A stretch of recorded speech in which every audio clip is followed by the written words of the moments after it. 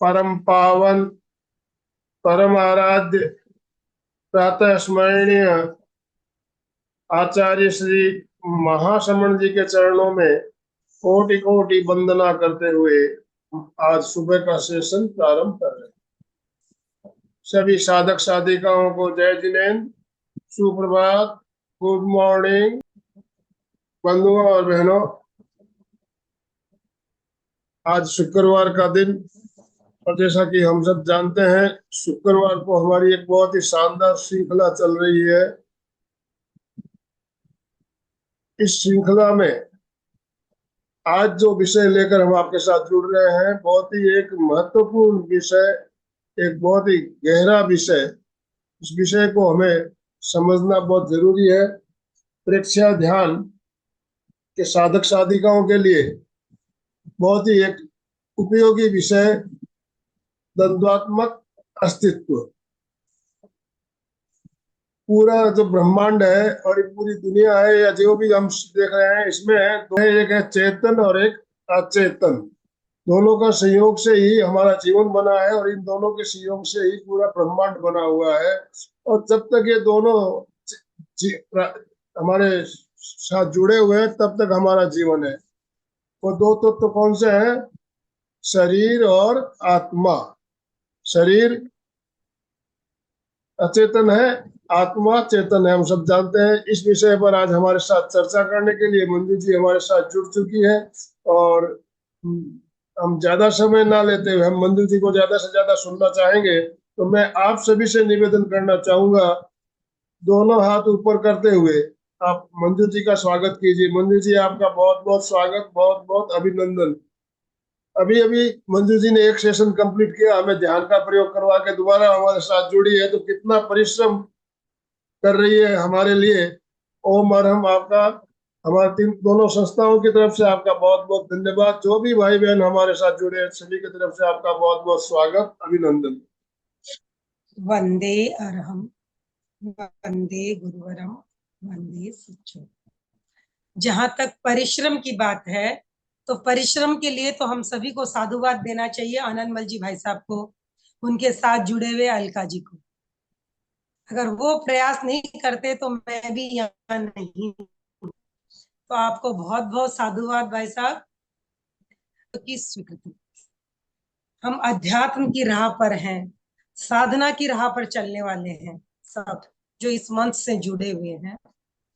तो अध्यात्म का सबसे बड़ा प्रश्न है, आत्मा है या नहीं है। ये जो जगत दिखाई दे रहा है, क्या ये वास्तविक है या माया है? ये जगत क्या है, क्यों है, कब से था, कब तक रहेगा? हम आए हैं, पहले क्या थे, आज क्या है, कल होंगे कि नहीं होंगे? इन सारे जीवन से जुड़े हुए प्रश्नों का जवाब हमें अध्यात्म में जाकर ही मिलता है। और बहुत सारे प्रश्न हैं, अगर मैं सच कहूं तो अध्यात्म से जुड़े हुए प्रश्नों का जवाब तर्क से नहीं मिल सकता है। उनका जवाब अगर हमें ढूंढना है तो हमें अनुभव में ही उतरना होगा। और एक बात कि हमें खुद ही ढूंढने होंगे इस भीतर के, और इस अंतर यात्रा में कोई भी हमारा साथी नहीं बन सकता है। अकेले ही जाना होगा, अकेले ही पाना होगा। कोई हमें दूर से रास्ता दिखा सकता है, लेकिन मार्ग पर हमें खुद ही चलना है।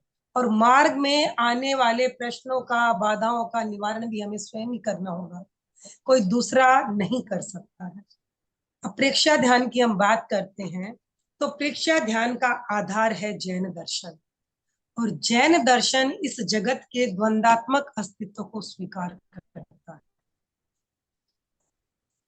इस जीव और जगत के विषय में अनेक अनेक दर्शनों में अनेक अनेक मान्यताएं हैं। तो इसको थोड़ा सा समझ लें ताकि हमें आगे की बात ढंग से समझ में आ जाए। अगर सारे दर्शनों की बात करें तो इनको हम दो भागों में डिवाइड कर सकते हैं, नास्तिक और आस्तिक। नास्तिक जिनका मानना है न आत्मा न परमात्मा कुछ नहीं, जो है ये प्रेजेंट जीवन ही है, न आगे कुछ है। उनका ये मानना है 5 तत्वों के मिलने से, संयोग से ये चीजें होती हैं। वो जब वापिस मृत्यु को प्राप्त होता है, ये शरीर या कोई भी शरीर, तो वापिस 5 तत्व पांचों में विलीन हो जाते हैं। लेकिन आत्मा, परमात्मा, कर्म, पुण्य, पाप कुछ भी नहीं है। ये है नास्तिक दर्शन। पर ऐसा एक ही दर्शन है, चार्वाक दर्शन, है ना। दूसरा आ जाता है आस्तिकतावाद। जो आस्तिक है वो मानते हैं कि आत्मा है ना, ये जगत है, आत्मा है, जगत है, इसका अपना एक सिस्टम है। अब आस्तिक दर्शन में भी ना 3 प्रकार के लोग। एक, पहला जो ईश्वर को मानता है कि उन सृष्टि है, सृष्टि भी हो जाएगी, यानी एक ईश्वर ने ये सृष्टि नहीं बनाई, है ना। ईश्वर को नहीं मानने वाला था, यानी ईश्वरवादी, अनिश्वरवादी। जो ईश्वर की सत्ता को नहीं मानता है, जो मानता है प्रकृति के अपने नियम हैं जिनसे ये चल रही है, ये जीव और जगत चल रहा है, किसी ईश्वर ने नहीं बनाया। अब जहां ईश्वर की सत्ता को स्वीकार किया गया है, वहां वहां भी 2 तरह के हैं। एक कहता है ईश्वर ने इस सृष्टि की रचना की है, जीव अपने आप को एक अलग आइडेंटिटी मानने लग जाता है। वो ये नहीं मानता मैं ईश्वर का अंश हूँ, वो मानता है मेरा अपना स्वतंत्र अस्तित्व है, और वो मोह माया में उलझ जाता है, संसार की अहंकार में आ जाता है कि मैं अलग हूँ, मेरा अस्तित्व अलग है। फिर वो अपनी शुद्धि करता है धर्म के द्वारा, योग के द्वारा, और वापिस वो एक अंश है। और ये जगत जो है वास्तविक है, प्रकृति है, पदार्थ है, यानी आत्मा भी है और पदार्थ भी है, पर आत्मा लेकिन ईश्वर के द्वारा ये लोग संचालित है। एक है जो ईश्वर मानते हैं और प्रकृति को भी अलग रूप से मानते हैं और वास्तविक रूप से मानते हैं। एक है जिनका कहना है ये सारे जो लोक है ये माया है, कुछ भी वास्तविक नहीं है, सिर्फ हमारा सोच है, और वास्तविक का कुछ भी नहीं है। ईश्वर की ये माया बिछाई हुई है, ईश्वर स्वयं इस माया को समेट लेता है। यानी एक के अनुसार ये सृष्टि वास्तविक है, एक के अनुसार ईश्वर है और ईश्वर की माया है, वास्तविकता नहीं। अब अगर हम जो ईश्वर को नहीं मानते हैं, उनके अनुसार ये प्रकृति अपने नियमों से चलती है, ठीक है। जो एक ईश्वर को कर्ता के रूप में नहीं मानते कि सृष्टि को बनाया है,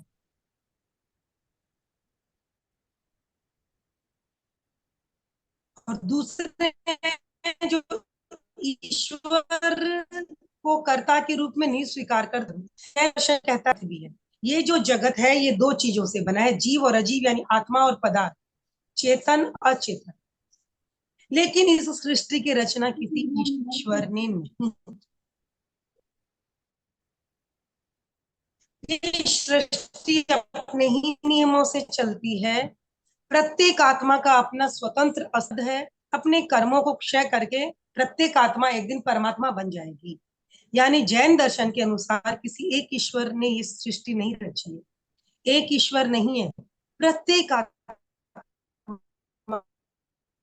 में ईश्वर बनने की शक्ति, यानी जब वो समस्त कर्मों से मुक्त हो जाएगी वो, और पुनः इस संसार में जन्म मरण नहीं करेगी। ये फिलोसफी है जैन दर्शन की, और यही फिलोसफी है प्रेक्षा ध्यान का आधार। यानी द्वंद्व, द्वंद्व होता है 2 विपरीत चीजों का संयोग, ठीक है। जैसे कि मैंने पहले आपको बताया कि एक क्या मान रहे हैं, ये सृष्टि भी क्या है, ईश्वर का ही रूप है, ईश्वर की माया है। यानी वो द्वंद्व नहीं है, वो एक अद्वैतवादी है, द्वैत नहीं है, वहां 2 नहीं है, एक है ईश्वर और ईश्वर की माया है।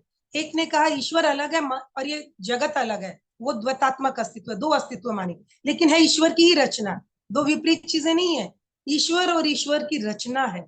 लेकिन जैन दर्शन कहता है किसी ईश्वर ने सृष्टि नहीं रची है, प्रत्येक आत्मा यानी जीव तत्व है, अनंत आत्माएं हैं, जीव तत्व है, और पुद्गल यानी पदार्थ भी अनंत अनंत है, अनंत अनंत है। जैसे आत्मा अनंत अनंत है, पदार्थ भी अनंत अनंत है, लेकिन उनमें चेतना नहीं, ठीक है, तो अचेतन है।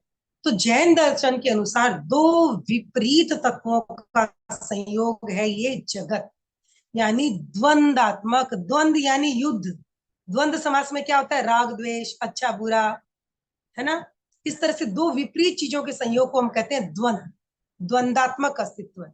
एक होता है द्वैत, द्वैत यानी दो, दो चीजों का संयोग, जरूरी नहीं दोनों विपरीत हो, लेकिन जैन दर्शन है द्वंदात्मक अस्तित्व है, दो विपरीत तत्वों के संयोग से ये लोक बना है।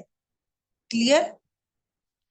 तो अब द्वंदात्मक अस्तित्व को हम आगे बढ़ते हैं कि हम कैसे परीक्षा ध्यानों के संदर्भ में समझे। जैन दर्शन कहता है आत्मा और शरीर अनंत काल से एक साथ है।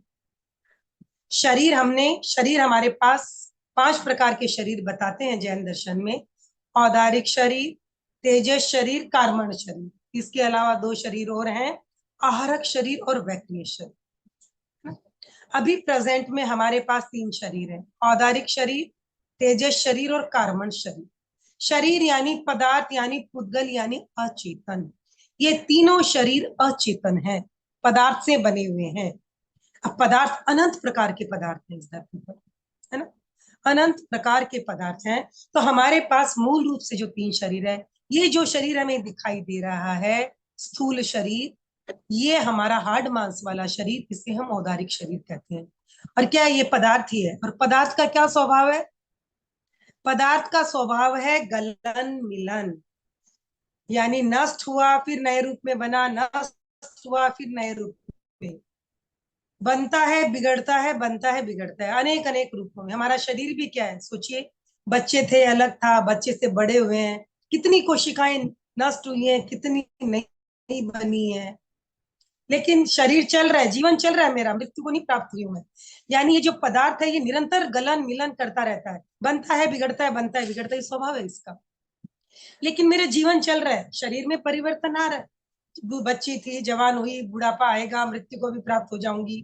कौन मरेगा? शरीर, क्योंकि शरीर का स्वभाव है निरंतर, निरंतर बदलते रहना, गलन मिलन, मिलना, टूटना, बनना, यह है पदार्थ का स्वभाव। चाहे पदार्थ कोई भी है, आप दूसरे पदार्थ भी देखिए, क्या कोई ऐसी वस्तु है इस दुनिया में जो नष्ट नहीं होती है? उपयोग में लाओ या नहीं लाओ, बड़ी बड़ी वस्तुएं भी नष्ट हो जाती है। क्यों?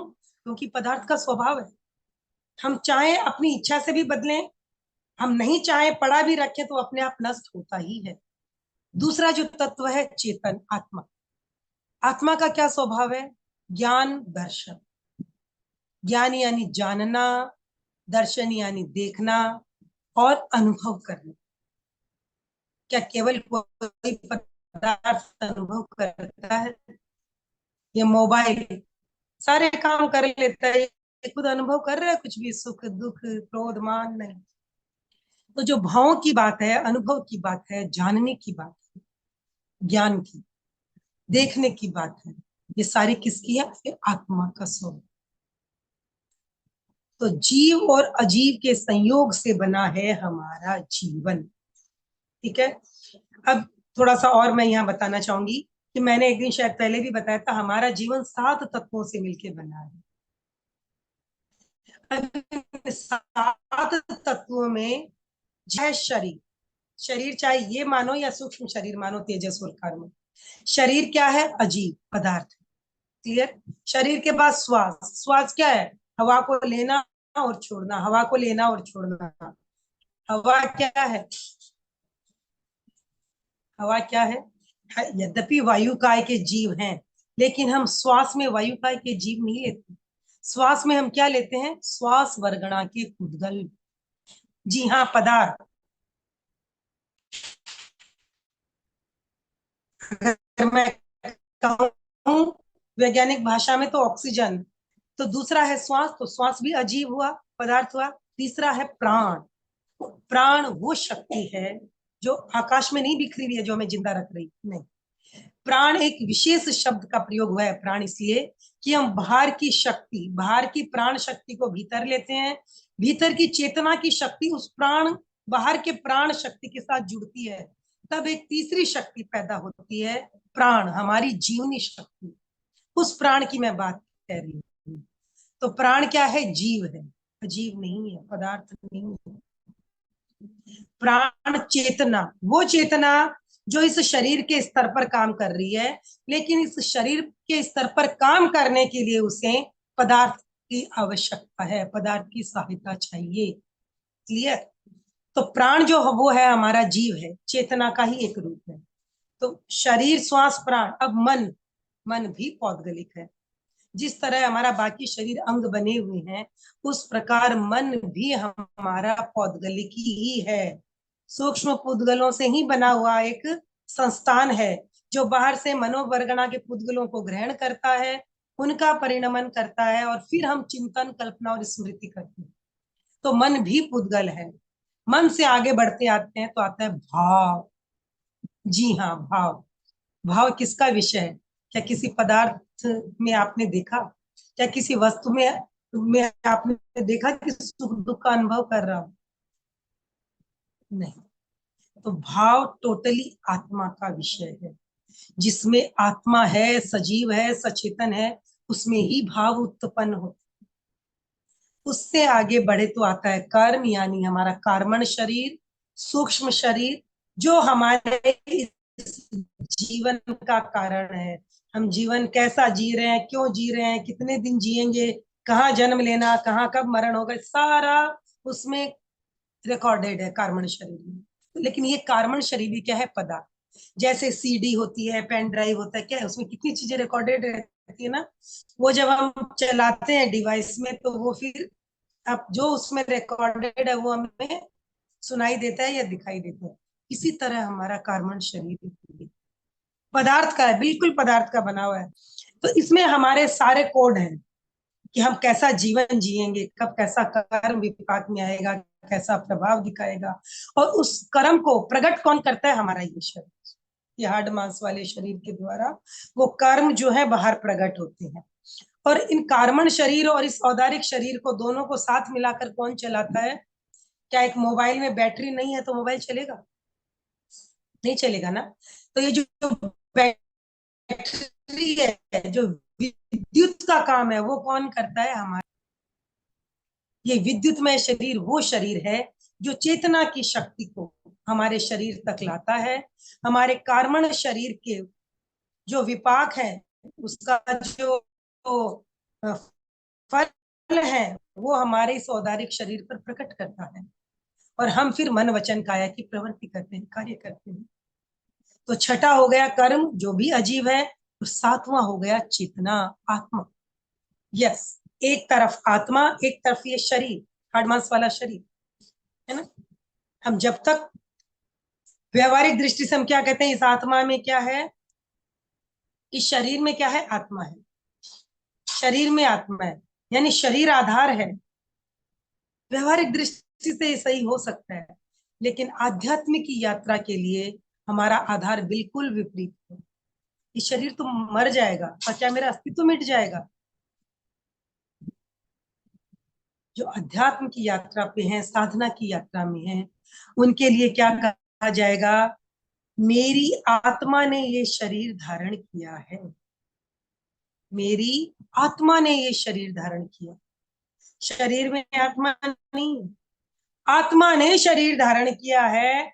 आत्मा मेरा अस्तित्व है। मैं हमेशा मेरे साथ रहने वाली है। क्यों? क्योंकि मैं आत्मा ही हूँ। भाव है, संयोग से जुड़ा, एक साथ मिले हुए हैं। ये विभाव है, ये मेरा स्वभाव नहीं है। और इन्हीं कर्मों के कारण मैं निरंतर अलग अलग योनियों में जन्म मरण कर रही हूँ, सुख दुख भोग रही हूँ। और सच कहें तो सुख की चाह में ही दुख भोगे जा रहे हैं। और जिस सुख की कामना करते हैं, वो सुख उसी दिन मिलेगा जिस दिन मैं ये अनुभव कर लूंगी कि मैं आत्मा हूँ, शरीर नहीं। और आत्मा में कोई दुख नहीं है, आत्मा का कोई जीवन मृत्यु नहीं है। आत्मा तो अमर है, शाश्वत है।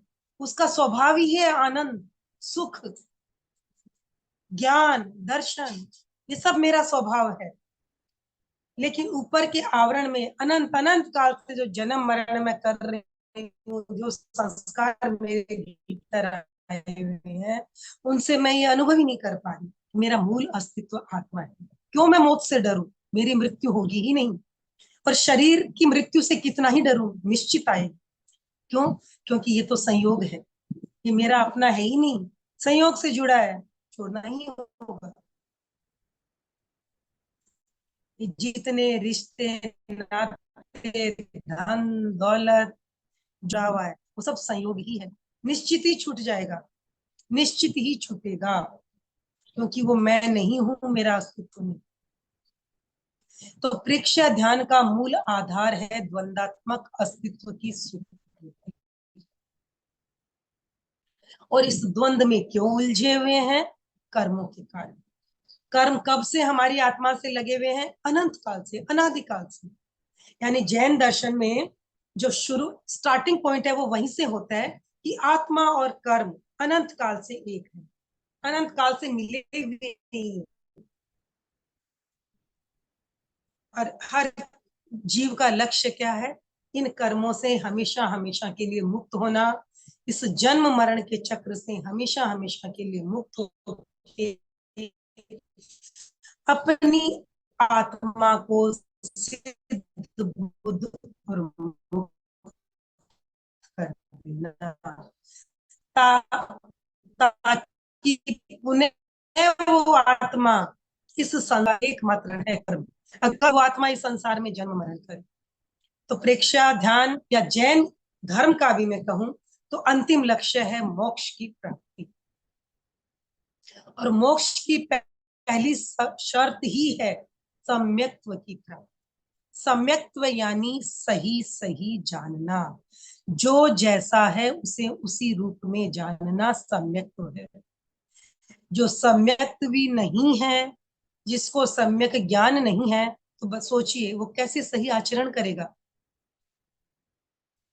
कैसे सही आचरण करेगा। हम जान ही नहीं रहे हैं सही गलत क्या है, तो हम कुछ भी करें उसका मीनिंग नहीं रह जाए। अगर हमें सम्यक्त्व नहीं है, सही नॉलेज नहीं है, राइट नॉलेज नहीं है, तो कर्मों की निर्जरा स्वतः होगी, हमारी क्रियाओं से कर्म की निर्जरा नहीं होगी। ठीक है, कोई कर्म है उसका टाइम पीरियड खत्म हो गया, वो चला जाएगा, लेकिन हमारे पुरुषार्थ से वो कर्म नहीं हटने वाले। पुरुषार्थ से कर्म कब हटते हैं? जब हम सम्यक्त्व में हैं, हमें सही नॉलेज है, सम्यक ज्ञान है, सम्यक दर्शन है और सम्यक चारित्र है और सम्यक तप। यही चार मार्ग हैं मोक्ष के। जब तक इनमें से एक भी नहीं, मोक्ष दूर है, कर्मों की निर्जरा बहुत कम होगी और हमारे पुरुषार्थ से तो नहीं ही होगी, ये समझ लिया।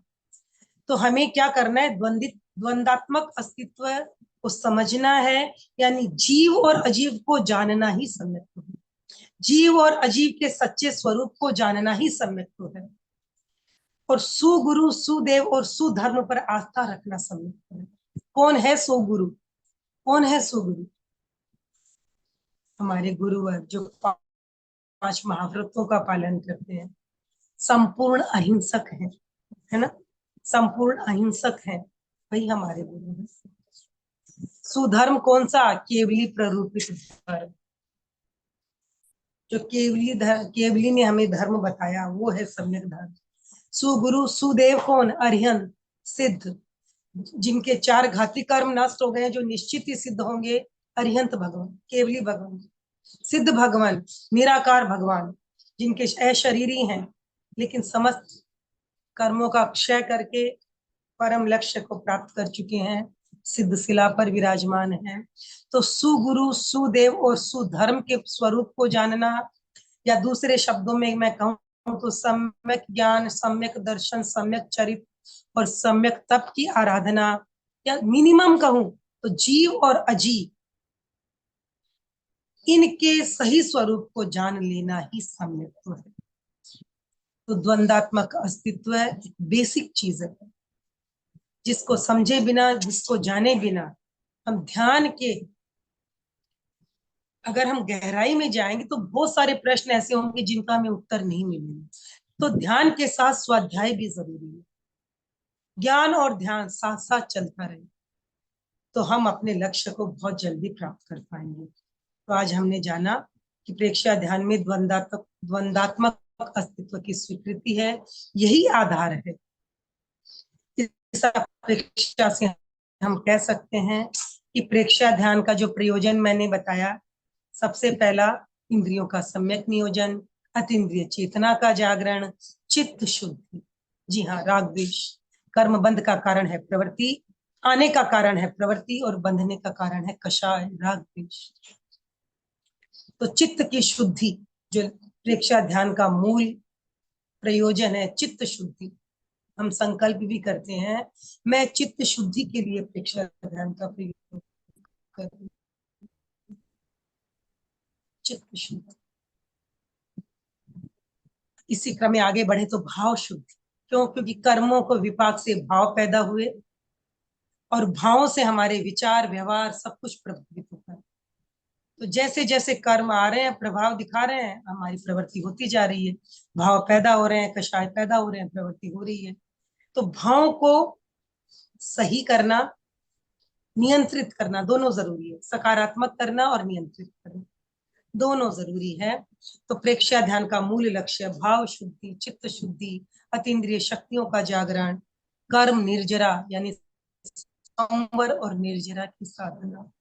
प्रेक्षा ध्यान में हम ज्ञाता दृष्टा भाव से देखते हैं, केवल देखते हैं, केवल अनुभव करते हैं। जब केवल यानी उसके साथ कोई लाइक डिसलाइक, राइट रोंग कुछ नहीं जुड़ा है, तटस्थ है, न्यूट्रल है, ऐसी स्थिति में कर्म आ रहे हैं लेकिन आत्मा से चिपक नहीं रहे, बिल्कुल नहीं चिपक। तो हम प्रेक्षा ध्यान में जो ज्ञाता दृष्टा को धीरे धीरे पुष्ट करें। जो कुछ आपके साथ हो रहा है, जैसा हो रहा है, केवल देखिए। आपको जो आलंबन दिया गया उसके प्रति भी केवल देखना है, चाहे शरीर है, श्वास है, रंग है, केंद्र है, केवल देखना है, केवल देखना है। तो आइए आज हम प्रेक्षा ध्यान का प्रयोग करेंगे, ध्यान करेंगे अपनी अतीन्द्रिय शक्ति के जागरण की। सभी तैयार हो जाएं ध्यान के लिए। अपने अपने आसन और मुद्रा का चुनाव करें।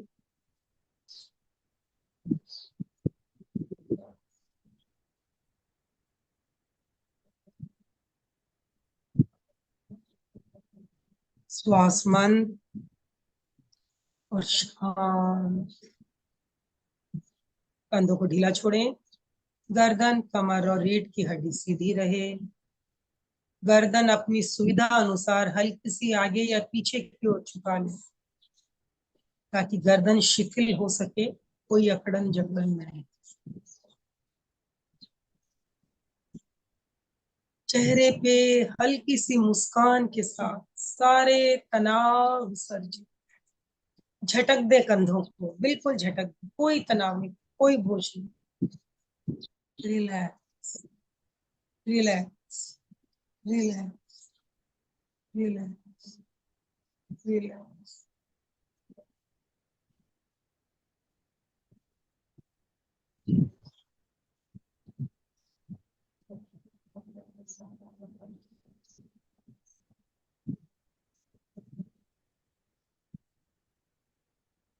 सर्वेंद्रिय संयम मुद्रा के साथ महाप्राण ध्वनि करेंगे 9 बार।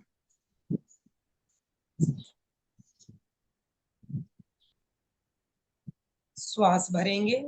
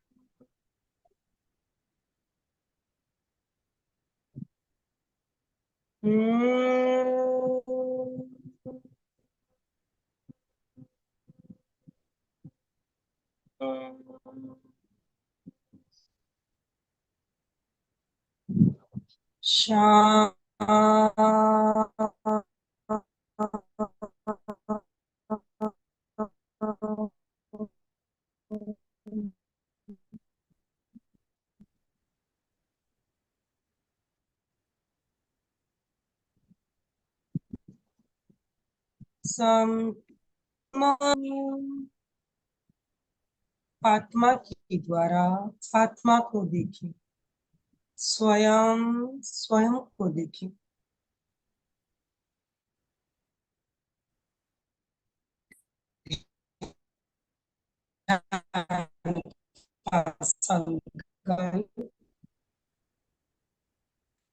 चित्त शुद्धि के मानसिक रूप से दोहराएं।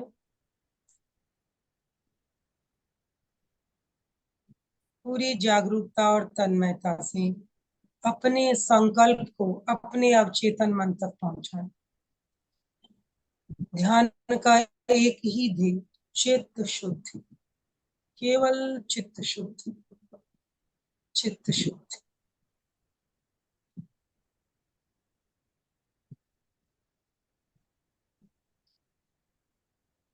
कायोत्सर्ग, शरीर को स्थिर रखें, कोई भी हलन चलन न हो, पूरी स्थिरता, पूरी स्थिरता, मूर्ति की तरह, कोई नहीं, हलचल नहीं। डो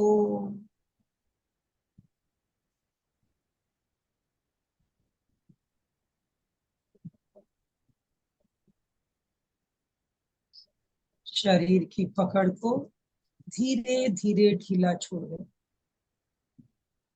ढीला ढीला ढीला, हलन चलन न हो, केवल भीतर से शरीर को सुझाव दे, रिलैक्स रिलैक्स। स्वतः ही पूरा शरीर रिलैक्स होने लगेगा, बिना हिले डुले। रिलैक्स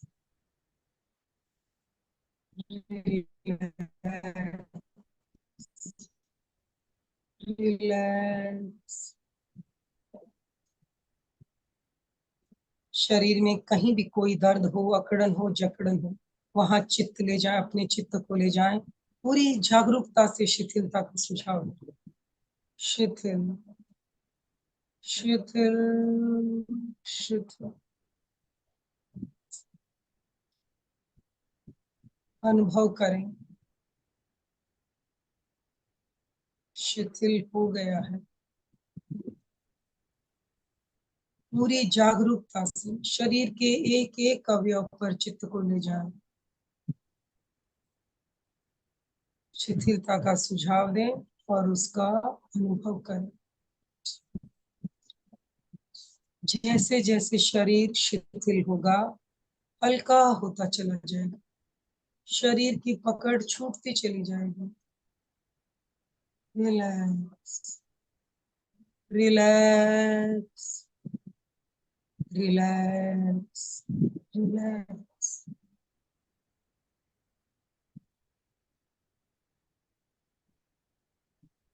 अनुभव करें, शरीर शिथिल होता जा रहा है, हल्का होता जा रहा है। शरीर की पकड़ छूट रही है।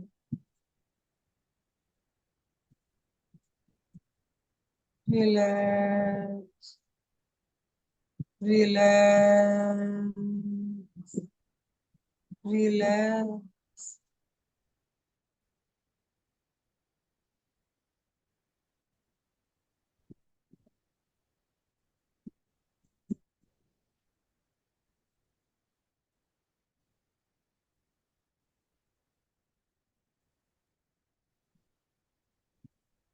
शिथिल हो गया।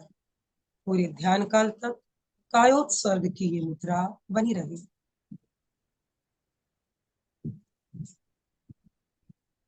श्वास मंद और शांत। श्वास की गति को और मंद करें, और मंद, और मंद।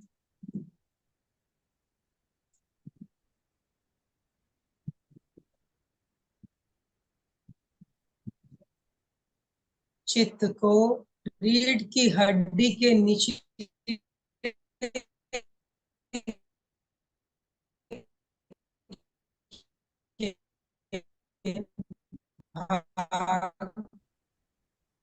शक्ति केंद्र पर ले जाए। शक्ति केंद्र से धीरे धीरे चित्त को ऊपर उठा के दर्शन केंद्र तक लाए। सुषुम्ना के भीतर चित्त की यात्रा करें। रीढ़ की हड्डी के एक एक मनके पर चित्त को केंद्रित करते हुए रीढ़ की हड्डी के भीतर प्राण के प्रकंपनों का अनुभव करते हुए धीरे धीरे ऊपर बढ़ेंगे। एक एक मन का प्राण के प्रकंपनों का अनुभव, पूरी जागरूकता और एकाग्रता। धीरे, बिल्कुल धीरे धीरे शक्ति केंद्र, धीरे धीरे ऊपर बढ़े। प्राण के प्रकंपनों को अनुभव करते हुए शक्ति केंद्र से धीरे धीरे ऊपर, 4 अंगुल ऊपर स्वास्थ्य केंद्र।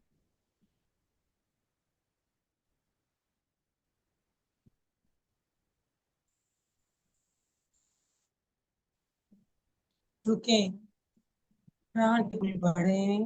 तेजस के नाभि से सीधे भीतर की ओर, रीढ़ की हड्डी के भीतर तेजस के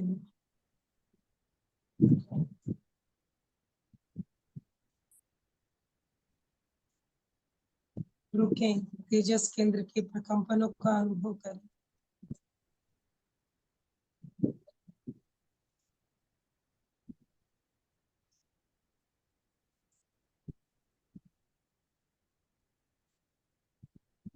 धीरे धीरे ऊपर बढ़े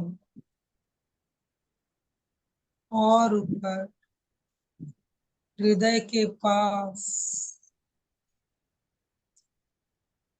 रीढ़ की हड्डी के भीतर आनंद केंद्र। रुके,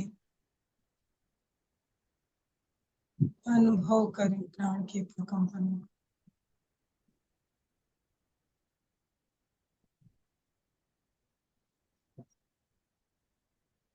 रुके, अनुभव करें।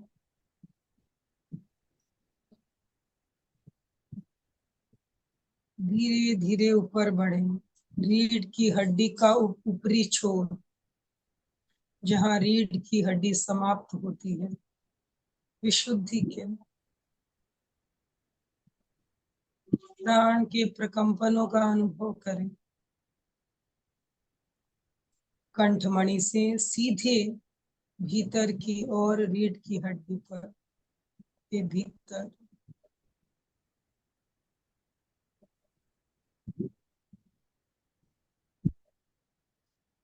विशुद्धि केंद्र।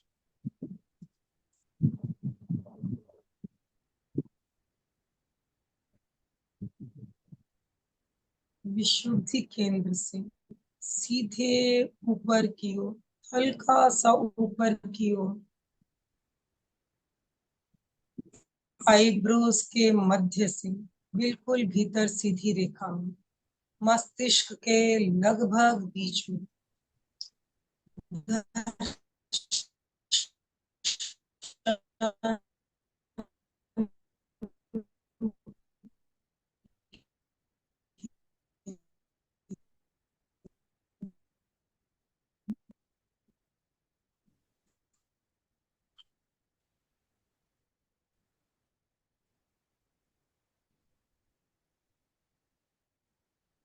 दोनों भ्रुकुटियों के मध्य भीतर की ओर,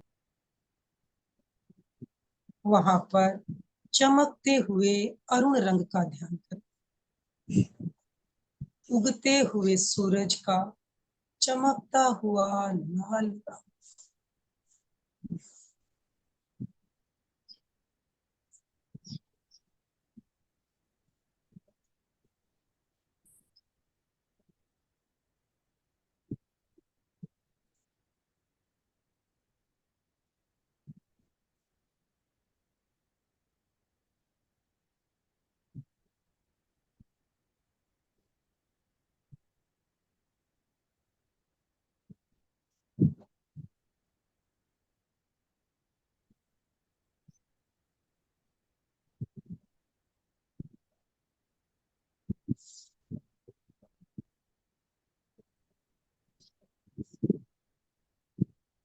चमकता हुआ लाल रंग।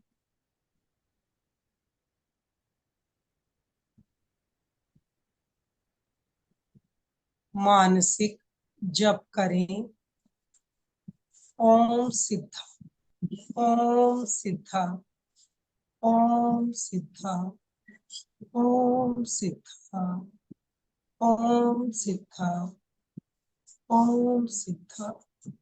पूरी तन्मयता से मानसिक जप चलता रहे।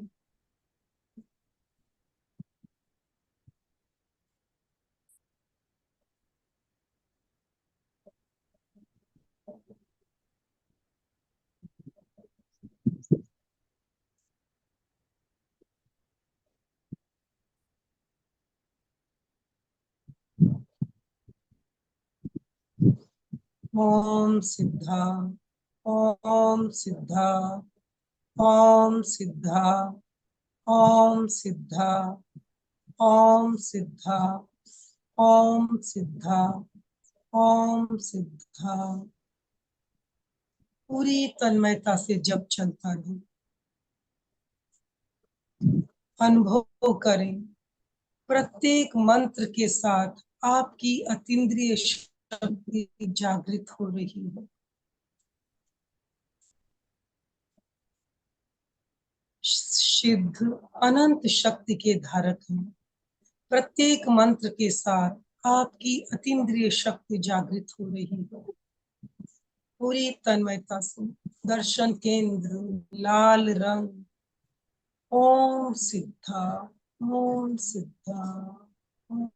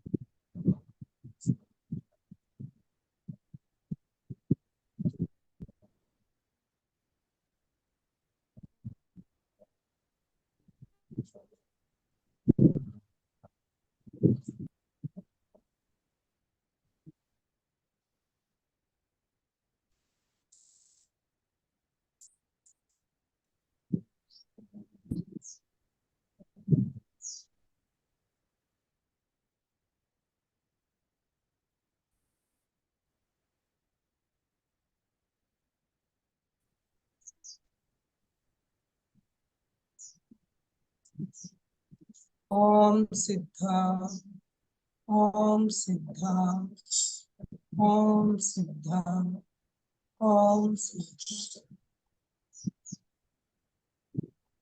पूरी तन्मयता और एकाग्रता के साथ मंत्र जप चलता रहे, चलता रहे।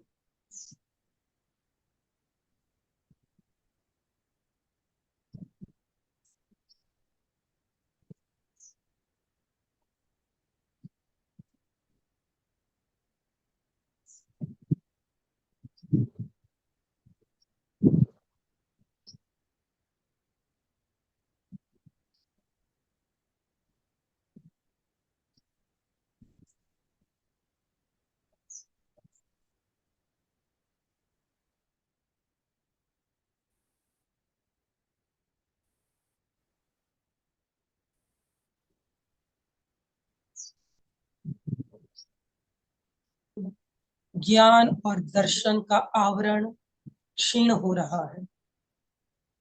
ज्ञान और दर्शन का आवरण क्षीण हो रहा है। अतीन्द्रिय शक्ति जागृत हो रही है।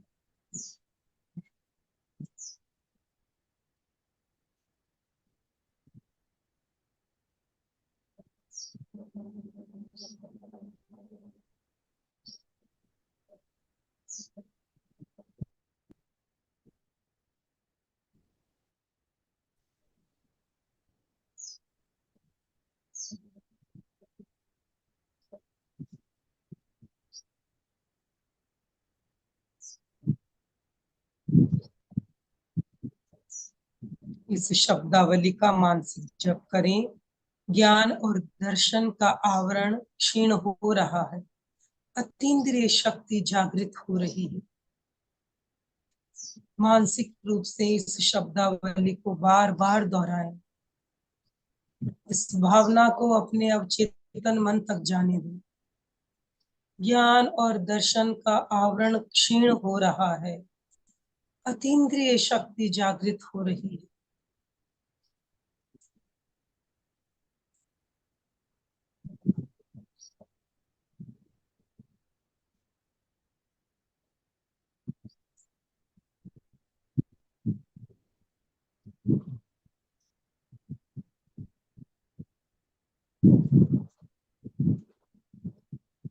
ज्ञान और दर्शन का आवरण क्षीण हो रहा है। अतीन्द्रिय शक्ति जागृत हो रही है।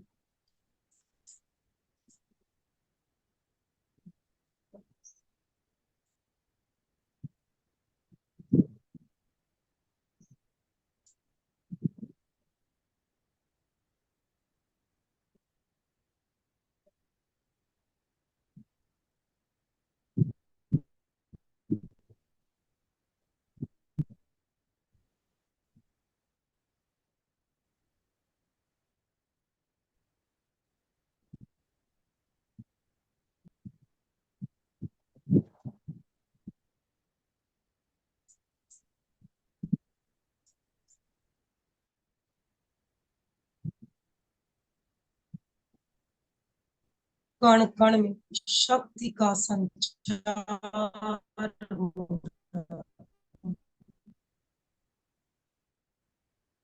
2-3 दीर्घ श्वास ले। रोम रोम में शक्ति का संचार हो रहा है।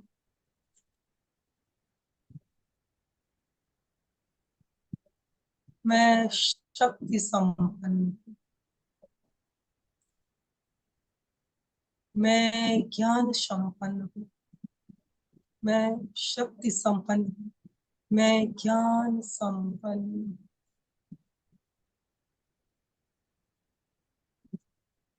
आत्मतोष का अनुभव करते हुए धीरे धीरे वर्तमान में लौट आए।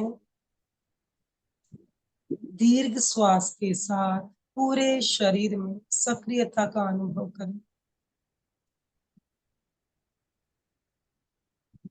अपना सच में से जा मैं तिंगुए सुपपए। स्वयं सत्य खोजे सब के साथ मैत्री करें। मुक्ति विद्या और आचार का अनुशीलन करें। सम्यक ज्ञान, सम्यक दर्शन, सम्यक चारित्र, इसका अनुसरण ही मोक्ष मार्ग है। दोनों हाथ आनंद केंद्र पर जुड़े हुए, सभी मेरे साथ शरण सूत्र का उच्चारण करेंगे। अर्हन्ते शरणं पवज्जामि, साहु शरणं पवज्जामि, केवलीपण धम्मं शरणं पवज्जामि। 3 बार सत्य को वंदन। वंदे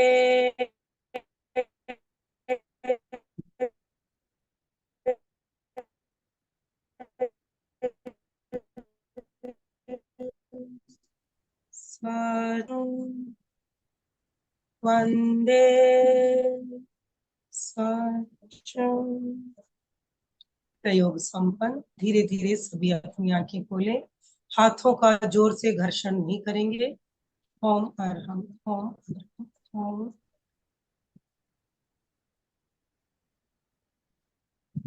ओम अरहम।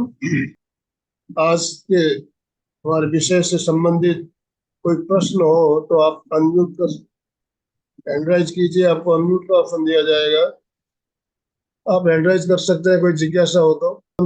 यस, कोमल जी बोलिए। हाँ जी, जय जिनेंद्र। ऐसे समझ तो आया, आपने बताया द्वंद्वात्मक अस्तित्व के बारे में, काफी अच्छा आपने आज नॉलेज दिया। मुझे एक बात पूछनी थी, जो आप लास्ट में बोलते हो ना, दोनों हाथों का जोर से घर्षण नहीं करें, ये अपन किस कारण से बोलते हैं? ये बहुत लोग इतनी जोर जोर से ऐसे घर्षण करते हैं ना, वो नहीं करना चाहिए। धीरे धीरे आप हाथों को ऐसे करिए, ठीक है। बहुत लोगों की आदत है ध्यान के बाद जोर से ऐसे करते हैं हाथों को, वैसे जी। जोर से रब नहीं करना चाहिए अपने आप। चंदू जी दुगड़ ने हैंड राइज किया हुआ है। चंदू जी अनम्यूट कीजिए अपने आप को। जय जिनेंद्र सर, जय जिनेंद्र मंजू जी। आज बहुत ही अच्छा प्रयोग करा है आपने, अतीन्द्रिय शक्ति का अतीन्द्रिय जागरण का बहुत ही अच्छा प्रयोग करा है आपने। मतलब पहली बार ही मैंने तो ये मतलब रीड कर दी से इस तरह से अतीन्द्रिय ज्ञान का, ये ओम सिद्धा और ये शक्ति का जागरण हो रहा है और हो रहा है। बहुत अच्छा ध्यान करा है आपने, मतलब बहुत बहुत कृतज्ञता आपके प्रति। और आप इतनी जो मेहनत कर रहे हैं, आप और आनंद भाई साहब दोनों ही सुबह 5:30 बजे 5 बजे भी लगते हैं और अभी भी लगते हैं। बहुत बहुत कृतज्ञता आपके लिए। उमर बहुत अच्छा प्रयोग आज का। जब हम ध्यान में बैठते ना, कुछ समय के बाद जो गर्दन है इतनी तेजी से लेफ्ट राइट करती है, तो ऐसे लगता है कि जैसे गर्दन बाहर जा रही है। तो ऐसा क्यों होता है? एक्चुअली जब हम अपने शरीर को स्थिर रखते हैं ना, तो भीतर जो प्राण ऊर्जा चल रही होती है ना, वो कहीं अगर अवरुद्ध है ना, तो वो बैलेंस होने की कोशिश करती है। इसलिए शरीर के किसी पर्टिकुलर भाग में क्या होता है ना, हमें ज्यादा ये कंपन या हिलना डुलना ऐसे रहता है। तो आप या तो तो कुछ इतनी दिन के लिए कुर्सी का या दीवार का सहारा लेके बैठिए, पीछे बैक करके ऐसे, तो शायद आपकी स्थिरता सधे। जैसे दीवार है उसके बिल्कुल सट के बैठ जाइए एकदम सीधे होके, तो हो सकता है आपको मूवमेंट कम फील हो, तो आपको डिस्टरबेंस नहीं हो ध्यान में। ये होता है प्राण का जो है, हमारा प्राण क्या होता है ना, बैलेंस होना शुरू हो जाता है। जब शरीर स्थिर रहता है तो कहीं प्राण धारा अधिक है, कहीं कम है, कहीं अवरुद्ध है, रुकी हुई है, तो वो बैलेंस होना शुरू होता है। तो इस वजह से ये प्रकंपन महसूस होते हैं हमें ध्यान में मैं ज्यादा। सारा शरीर भी कई बार ऐसा करता है। हाँ तो होता है, वो प्राण के प्रवाह की वजह से। यस, गर्दन तो होता है। इतनी तेजी से होती है कि ऐसे लगता है कि गर्दन कहीं आप, जा ना मैं जाए। चाहूंगी कि आप प्राणायाम थोड़ा अधिक करें, प्राण शक्ति को प्रबल करें, क्योंकि प्राण शक्ति प्रबल हुए बिना ध्यान भी नहीं हो सकता है। शरीर मतलब कमजोर रहता है, मेरा कहने का मतलब। तो प्राण ऊर्जा को आपको अपना स्ट्रॉन्ग करना होगा। प्राणायाम करिए आप, अनुलोम विलोम करिए, कोई भी प्राणायाम करिए। सुशील जी। मंजू जी जय जिनेंद्र। मंजू जी, एक तरफ जय। आप ईश्वरवाद और एक तरफ हम जो आत्मवादी धारा के हैं, तो क्या हम ज्यादा द्वंद में नहीं फंसे हुए हैं क्या? दोनों तरफ मतलब ज्यादा ईश्वर को भी मानते हैं और इधर आत्मा की भी बात करते हैं। देखिए, बात ये है कि जैसे मैंने कहा कि बिना सम्यक्त्व कुछ संभव नहीं। सही ज्ञान है लेकिन उस पर आचरण करना भी इतना आसान नहीं है, क्योंकि कर्मों का उदय भी है प्लस हमारी अपनी मजबूती कम है। देखिए, देवी देवता की जो पूजा पाठ के, भगवान मतलब देवी देवता समझिए, हाँ उस मंजू भगवान की बात कोई नहीं करता है, देवी देवता की बात करता है। तो जैन दर्शन के अनुसार देवी देवता भी तो जीवी हैं, भगवान नहीं है। उनके पास क्या विशेष है? एक तो उनके पास अवधि ज्ञान है, क्लियर, अवधि ज्ञान है तो वो हमें भविष्य की बात बता सकते हैं। दूसरी बात, उनके पास विशाल भौतिक सुख है। आज अगर हम देवी देवता को पूज रहे हैं तो क्या कोई इसलिए पूजा करता है कि मुझे आत्मज्ञान हो जाए? नहीं। मुझे तो नहीं लगता, है ना। जो धर्म को मानता है वो शासन देवी की पूजा करता है, या मान लीजिए मैं पद्मावती देवी की भी कहूँ कि भाई, लेकिन बहुत रेयर लोग हैं जो इसलिए देवी देवता को पूजा करते हैं कि आप हमारी धर्म में सहायता करें, है ना। हाँ मंजू जी। लेकिन हम अपने भौतिक सुख के लिए, वो उनके पास है, वो हमें दे सकते हैं भौतिक सुख। लेकिन हाँ। अगर आपको मोक्ष जाना है तो हमें उनकी हेल्प लो। लेकिन इस चीज के भी लिए भी हम उनकी हेल्प ले सकते हैं कि भाई मैं ये तपस्या कर रही हूँ, आप मेरा सहयोग करो, इस तपस्या से मेरा क्या हो सकता है, नहीं मुझे आप बताइए, क्योंकि उनके पास अवधि ज्ञान है। अगर जितनी ऊंची गति के देव है उतना ही ज्यादा ज्ञान अधिक है उनको। तो ये हमें समझना होगा कि देवी देवता भी जीव ही है। उनकी जो विशेष शक्ति अवधि ज्ञान है उसका हम लाभ उठा सकते हैं, लेकिन हम अपनी बुद्धि के जितना ही सोचेंगे ना, हमें भौतिक सुख चाहिए, हम उनसे मांग रहे हैं। हम भौतिकता में फंसे हुए हैं ज्यादा। तो क्यों? क्योंकि हमें भौतिक सुख ही चाहिए, हमने उस सुख को अनुभव नहीं किया। और कमजोर जितना है। भौतिक सुख का मतलब है शरीर की आसक्ति, भौतिक सुख ये शरीर भोग रहा है, आत्मा नहीं भोग रही है।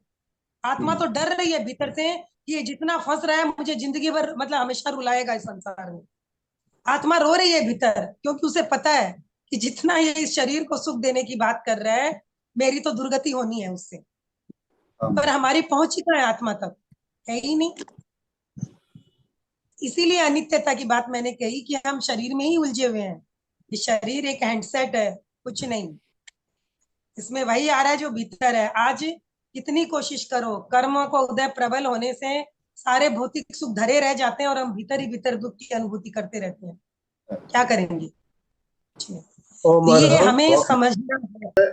हमारे साथ अलका जी शाखला भी जुड़ी हुई है। अलका जी, एक मिनट, आप अपने आप को अनम्यूट कर सकेंगे तो अनम्यूट करके कुछ कहना हो आप कहिए जरूर। सभी को जय जिनेन्द्र। ओम अरहम। आज का आज ओम हरम, आज का टॉपिक बहुत इम्पोर्टेंट था, क्योंकि कई लोग है जो प्रेक्षा ध्यान लेवल 1 लेवल 2 नहीं कहीं आया, डीप में नहीं गए हुए हैं, केवल अपने इस क्लास में ज्वाइन हुए हैं, उनको लिए भी ये टॉपिक समझना मतलब बहुत जरूरी है कि द्वंद्वात्मक अस्तित्व अभी लोगों का क्लियर नहीं है। तब जब ये अस्तित्व क्लियर हो जाएगा, इसको ज्यादा से ज्यादा इसका पूरा, मंजू जी को पता है, पूरा पिक्चर भी है किस तरह आत्मा, उसके बहुत साइड में क्या क्या चक्र है, तो इन सबको थोड़ा थोड़ा जानने के लिए आज बहुत सुंदर शुरुआत की है मंजू जी ने। और कई लोगों को मुझे लगता है आज पहली बार ये डिफरेंट टाइप का ज्ञान मिला है, तो इसमें ये बढ़ना चाहेंगे मंजू जी, तो इसको और क्लियर करते जाएंगे तो ये लोग बहुत मतलब सचमुच अपने ग्रुप पे जो जुड़े, रियली वी आर वेरी मतलब लकी है कि कितना अच्छा ज्ञान देने वाले भी है और लेने वाले भी है और जोड़ने ओम वाले अरहम। भी। तो ये त्रिवेणी जो है तो वो ऐसा ही आगे बढ़ता रहे इसी भाव के साथ। ओम रहा। ओम अरहम। समापन की ओर चलेंगे।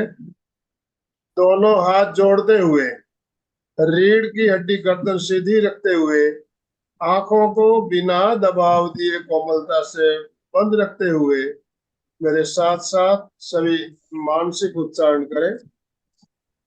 मैं चैतन्यमय हूँ, मैं आनंदमय हूँ, मैं शक्तिमय हूँ। मेरे भीतर अनंत चैतन्य का, अनंत आनंद का, अनंत शक्ति का सागर लहरा रहा है। इसका साक्षात्कार करना ही मेरे जीवन का परम लक्ष्य है। हमारा आज का दिन मंगलमय हो, आनंदमय हो, शांतिमय हो। इन शुभ भावनाओं के साथ ओम शांति शांति शांति। कृतज्ञोस्मि, हम सब गुरुदेव के आभारी हैं। कृतज्ञोस्मि, हम सब गुरुदेव के आभारी हैं। कृतज्ञोस्मि, हम सब गुरुदेव के आभारी हैं। मंजू जी, आपका बहुत बहुत धन्यवाद, बहुत बहुत आभार। जितने भी भाई बहन हमारे साथ जुड़े सभी का बहुत बहुत धन्यवाद, बहुत बहुत आभार। अशोक जी, अपना आपको अनम्यूट कीजिए, स्लोगन के साथ समापन कराइए। जय जिनेन्द्र। सभी साधक साधिकाएं एक साथ में उच्चारण करेंगे। फिटनेस का डोज 1 घंटा रोज, फिटनेस का डोज 1 घंटा रोज, फिटनेस का डोज 1 घंटा 1 घंटा रोज। ओम अरहम। तो आज का सेशन हम एंड कर रहे हैं।